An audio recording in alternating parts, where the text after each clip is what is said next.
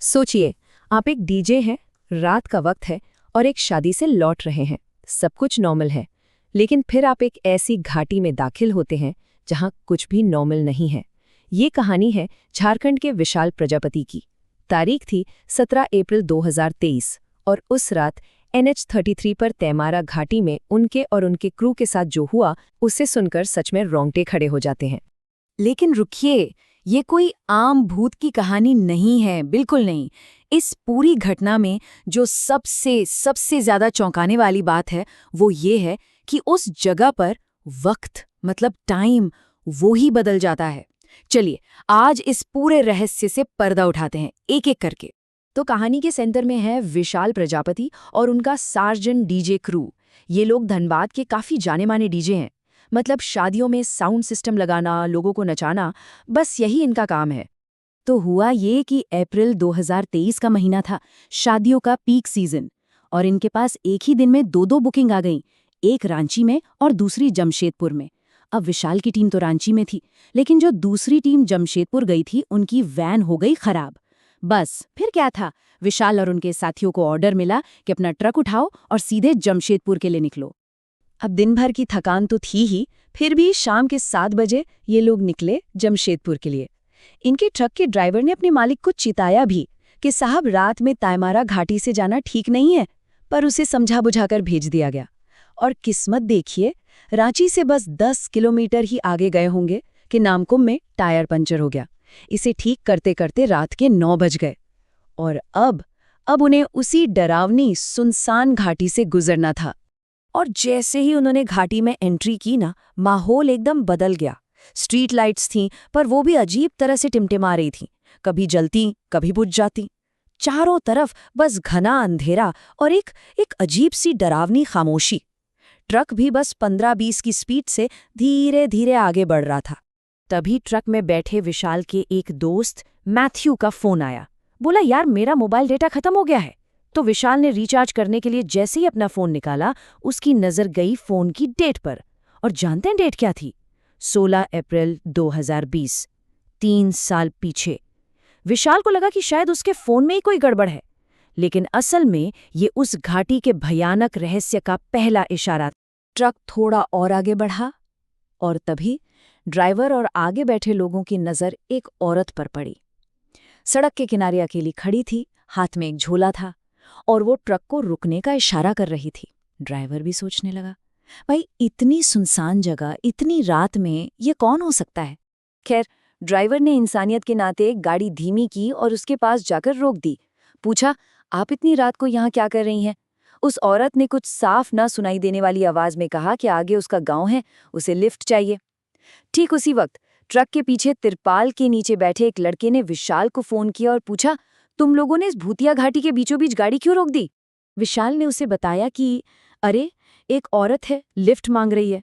ये सुनते ही पीछे बैठे उस लड़के ने तिरपाल से जरा सा बाहर झांका और जो उसने देखा ना, उसकी तो रूह ही कांप गई। उसने फोन पर हकलाते हुए विशाल से कहा, भाई ड्राइवर को बोल जल्दी गाड़ी भगाए। जिससे तुम लोग बात कर रहे हो ना, वो कोई इंसान नहीं है, उसके पैर ही नहीं है। अब ये सुनना था कि सबके होश उड़ गए। ड्राइवर ने घबराकर साइड मिरर में देखा तो उसे भी दिखा कि वो औरत जमीन पर खड़ी नहीं बल्कि हवा में लटक रही है। बस उसने दहशत में ट्रक 60-70 की स्पीड पे भगा दिया, लेकिन मुश्किल से 100 मीटर ही आगे गए होंगे कि वही औरत इस बार एक बच्चे के साथ सड़क पार कर रही थी। अब उसे बचाने के चक्कर में ड्राइवर ने ऐसा जोर से ब्रेक मारा कि ट्रक का बैलेंस बिगड़ा और वो सीधे किनारे एक पहाड़ी से जा टकराया। टक्कर इतनी जोरदार थी कि पीछे बैठे एक लड़के का सिर फट गया। सब लोग बुरी तरह घबरा गए थे, लेकिन उन्हें क्या पता था कि उनकी असली आजमाइश तो अब शुरू होने वाली थी। जैसे ही सब लोग अपने घायल दोस्त की मदद करने के लिए ट्रक से नीचे उतरे ना, ट्रक में रखा जनरेटर अपने आप 2 बार स्टार्ट होकर बंद हो गया। सोचिए, एक लड़के ने गुस्से में गालियां देनी शुरू कर दी। जनरेटर तो बंद हो गया, पर अब ट्रक के अंदर से किसी औरत के रोने की, सिसकने की आवाज आने लगी। अब तो सबकी हालत खराब थी। ड्राइवर ने हिम्मत करके सबको कहा, सब एक दूसरे का हाथ पकड़ो और जोर जोर से हनुमान चालीसा पढ़ो।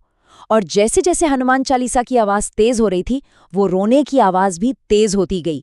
और फिर अचानक सब शांत हो गया। उन्होंने बस किसी तरह हिम्मत जुटाई, वापस ट्रक में बैठे और लगातार पाठ करते हुए वहां से लगभग 8 किलोमीटर दूर बुंडू शहर तक गाड़ी भगाते रहे। अगली सुबह जब उन्होंने आसपास के लोगों को अपनी कहानी सुनाई तो लोगों ने बताया कि ये घाटी तो हमेशा से ही बदनाम है। पता चला कि पहले इस इलाके में माओवादियों का कब्जा था। वो आने जाने वालों को लूटते थे, मार देते थे, और लोगों का मानना है कि उन्हीं की बेचैन आत्माएं आज भी यहाँ भटकती हैं। और शायद इसीलिए लोगों को बचाने के लिए ही घाटी के एंट्री पॉइंट पर हनुमान जी और काली माँ की मूर्तियां लगाई गई हैं। वहां का एक रिवाज भी है। कहते हैं कि घाटी से गुजरने वाला हर शख्स या तो उन मूर्तियों के सामने सिर झुकाता है या फिर एक सिक्का उछालकर अपनी सलामती की दुआ मांगता है। और तब विशाल और उनके क्रू को याद आया कि उन्होंने जल्दी जल्दी में अनजाने में ये रस्म निभाई ही नहीं थी। लेकिन जैसा मैंने शुरू में कहा था, इस कहानी का सबसे अजीब, सबसे हैरान करने वाला पहलू वो भूतिया औरत नहीं, बल्कि वक्त का बदल जाना है। और मजे की बात यह है कि विशाल का क्रू अकेला नहीं है जिसने ऐसा कुछ महसूस किया हो। उसी इलाके में एक कस्तूरबा गांधी बालिका विद्यालय है। वहाँ की टीचर्स बताते हैं कि उनका जो डिजिटल अटेंडेंस सिस्टम है ना, वो अपने आप कभी भविष्य की तो कभी बीते हुए कल की तारीखें दिखाने लगता है।